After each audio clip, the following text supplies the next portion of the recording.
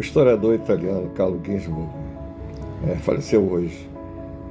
Ele era um dos maiores pensadores, maiores historiadores do século XX. Seu principal legado foi a microhistória, método que reduz a escala de observação para analisar a sociedade através de indivíduos comuns, registros marginais, revelando dinâmicas sociais, além de criar um modelo de paradigma indiciário. Mas o principal é que a microhistória criada por Carlo Ginzburg nunca foi pensar apenas o micro, mas é o micro inserido no todo. Eu conheci vários trabalhos que cometeram esse erro, dizer que estavam articulados com a base teórica de Carlo Ginzburg e pensando, na verdade, temas monográficos que viam apenas o universo singular, ou pelo menos pretensamente singular, de uma determinada cidade ou um determinado personagem, sem perceber que a dinâmica teórica de Carlo Ginzburg transcendia a questão micro para a visão macro, ou seja, ela articula uma coisa com a outra, elas não são dissociadas. Os seus trabalhos principais, o mais famoso e delicioso de ler, recomendo, é O Queijo e os Vermes, originalmente de 76, que é a sua obra mais famosa, que analisa os processos inquisitoriais de Domênico Scandella, conhecido como Menóquio, grande Menóquio, um personagem delicioso, que através da visão de mundo desse moleiro, que tinha um engenho, então por isso era um moleiro do século XVI, Ginzburg, ele consegue explorar a cultura popular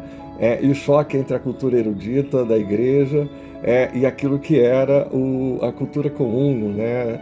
daquelas comunidades. Então o livro ele é uma leitura sensacional, além do que, do ponto de vista teórico, foi que serviu de base para a sua análise da microhistória. Além disso, nós temos Os Andarilhos do Bem, de 1966, que é um estudo focado nos benandantes, uma sociedade camponesa do século XVI também julgada pela Inquisição, mitos, emblemas, sinais, de 86, uma coletânea de estudos, da sua metodologia, que vai ter todo um método de ler a história, interpretar a história através de detalhes e fragmentos, e a História Noturna, de 89, uma análise que é profunda, antropológica, das origens, ritos e mitos ligados ao imaginário sabá das bruxas e do xamanismo na Europa. As principais contribuições, em parte, como eu já disse, é a microhistória, cofundada ao lado de nomes como Giovanni Levi, que vai ter uma vertente que de estudar, se propor a ler a contrapelo a documentação oficial,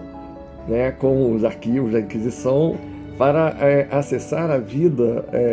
das classes subalternas e excluídas ou marginalizadas, que não deixaram registros de escritos próprios. O paradigma indiciário, que é a base da sua teoria indiciária, que Ginzburg compara o ofício do historiador com um detetive. E a ideia é investigar o passado, prestando atenção nos detalhes, sintomas, pistas, vestígios, com grandes generalizações, sem se basear apenas nas grandes generalizações teóricas. E a circularidade cultural, que é um conceito que está presente também em outros autores, que busca a cultura popular e a cultura erudita não como algo dissociado, mas sim de formas, e não estanques, mas de formas integradas que influenciam e se trocam elementos entre si. Então é fundamental pensar, a partir desse momento, a contribuição importantíssima do historiador Carlo Ginzburg para todos nós historiadores.